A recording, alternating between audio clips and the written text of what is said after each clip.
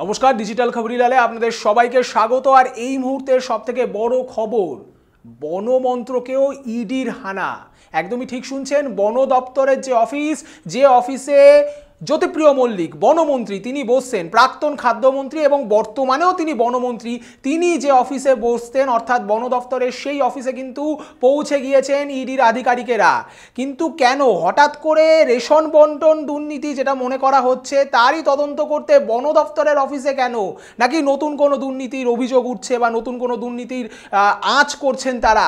এই সব নিয়ে কিন্তু এখন জল্পনা উঠেছে। বিশেষ করে এই মুহূর্তে নতুন যে বন দপ্তরে যে তিনি মন্ত্রী হয়েছিলেন 2021-এর নির্বাচনের পর, তার পুরনো মন্ত্রক অর্থাৎ খাদ্য মন্ত্রক তার থেকে নিয়ে নেওয়া হয়েছিল, তাকে বন মন্ত্রকের যে মন্ত্রী অর্থাৎ বন মন্ত্রকের নতুন মন্ত্রী হয়েছিলেন তিনি, সেই বন দপ্তরের অফিসে কিন্তু পৌঁছে গিয়েছে ইডির আধিকারিকেরা এবং তারা কিন্তু সেখানে প্রবেশ করেছেন এবং যেটা মনে করা হচ্ছে যে রেশন বন্টন দুর্নীতির তদন্ত করতেই হয়তো তারা সেখানে পৌঁছেছেন।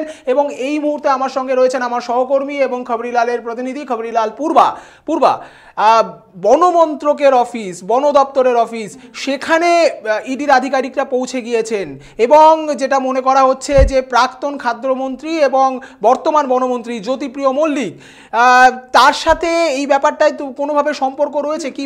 একদমই বেগ যা বলেছো, প্রাক্তন খাদ্যমন্ত্রী একদিকে আর বর্তমানে রাজ্যের বনমন্ত্রী। এবার এই বনমন্ত্রী এখন তো বর্তমানে রয়েছেন, কিন্তু এই যে রেশন বন্টন দুর্নীতির যে কাণ্ড আমাদের সামনে বারবার উঠে আসছে, সেই রেশন বন্টন দুর্নীতির কাণ্ড কিন্তু শুরু হয়েছিল জ্যোতিপ্রিয় মল্লিক ঠিক যখন প্রাক্তন খাদ্যমন্ত্রী ছিলেন। সেই খাদ্যমন্ত্রী থাকাকালীন কিন্তু এই রেশন বন্টন দুর্নীতি কাণ্ডের সূত্রপাত ঘটে। এবার বর্তমানে যেহেতু বনমন্ত্রী রয়েছেন, তো সেখানেও কোথাও গিয়ে নিশ্চয়ই কোনো নথি পাবেন জ্যোতিপ্রিয় মল্লিকের দপ্তরে। তাই জন্যই কিন্তু ইডি আধিকারিকরা পৌঁছে গিয়েছে জ্যোতিপ্রিয় মল্লিকের কেবিনে, যেখানে তিনি বসতেন।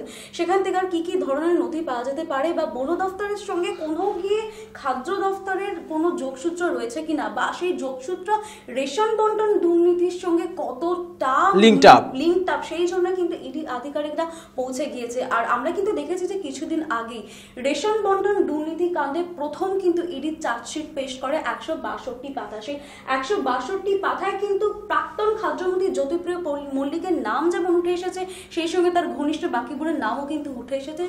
আবার শুধু তাই না, তাদের যে সংস্থা 10টি সংস্থারও কিন্তু নাম উঠে এসেছে। সেখানে দেখা গিয়েছে জ্যোতিপ্রিয় মল্লিকের সঙ্গে কিন্তু বাকিবুরের যে বিপুল পরিমাণ আর্থিক লেনদেন, সেই আর্থিক লেনদেন দেখানো হয়েছে। আর বলা হচ্ছে যে এই রেশন বন্টন দুর্নীতি কাণ্ডে কিন্তু বাকিবুর জ্যোতিপ্রিয় একেবারে জড়িয়ে রয়েছে। সেই জড়িয়ে থেকে আর কি কি নতুন নথি পাওয়া যেতে পারে, সেই নথির খোঁজে কিন্তু রয়েছে ইডি আধিকারিকরা। একদমই ধন্যবাদ পূর্বা আমাদের এই গোটা ব্যাপারটাতে আপডেট দেওয়ার জন্য। এবং দর্শকদের আমি মনে করিয়ে দিতে চাই, আমাদের ভিউয়ার্সদের আমি মনে করিয়ে দিতে চাই যে বনমন্ত্রী, বর্তমান বনমন্ত্রী জ্যোতিপ্রিয় মল্লিক, সেই বন দপ্তরেই কিন্তু বাকিবুর রহমানের শ্যালকের চাকরি হয়েছে এমনটাই অভিযোগ উঠছে।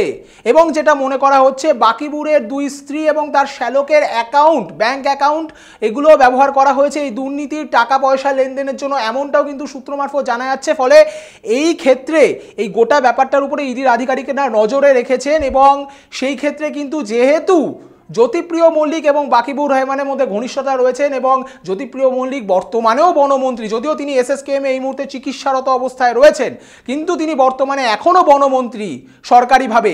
তাই সেই বন দপ্তরে কোনোভাবে কোনো নথি পাওয়া যায় কিনা, কোনো রকম যোগসূত্র খুঁজে পাওয়া যায় কিনা, সেই দিকেই হয়তো নজর দেবার জন্য বা সেই ব্যাপারেই তদন্ত করবার জন্য জ্যোতিপ্রিয় মল্লিকের বর্তমানের বন দপ্তরের অফিস, সেখানেই কিন্তু পৌঁছে গিয়েছেন ইডির আধিকারিকরা। অপরদিকে মনে করিয়ে দিতে চাই, একটি আপডেটস রয়েছে, যেটি হলো যে বিধানসভাতে বন দপ্তরের যে বন উৎসব শুরু হতে চলেছে, সেখানে কিন্তু তাৎপর্যপূর্ণভাবে আমন্ত্রিতদের তালিকা থেকে বাদ গিয়েছে মন্ত্রী হিসাবে থাকা বনমন্ত্রী জ্যোতিপ্রিয় মল্লিকের নাম কিন্তু বাদ গিয়েছে। এবং সেখানে কিন্তু বন দপ্তরের বর্তমানে প্রতিমন্ত্রী বীরবাহা হাঁসদা তার নাম কিন্তু উল্লেখ রয়েছে। ফলে এটাও একদিকে তাৎপর্যপূর্ণ বিষয়, যদিও তিনি এই মুহূর্তে মন্ত্রী রয়েছেন, কিন্তু তা সত্ত্বেও তার নাম এই মুহূর্তে আমন্ত্রণপত্রে নেই। সব মিলিয়ে কিন্তু পরিস্থিতি মানে নাটকীয় একটা দিকে যাচ্ছে এবং গোটা ব্যাপারটার দিকে আমাদের নজর থাকবে এবং সেই সঙ্গে আপনাদের নজর থাকুক ডিজিটাল খবরিলালের পর্দায়, কারণ ডিজিটাল খবরিলাল মানেই খবর আপনাদের, নজর আমাদের। ডিজিটাল খবরিলাল, খবর আপনাদের, নজর আমাদের।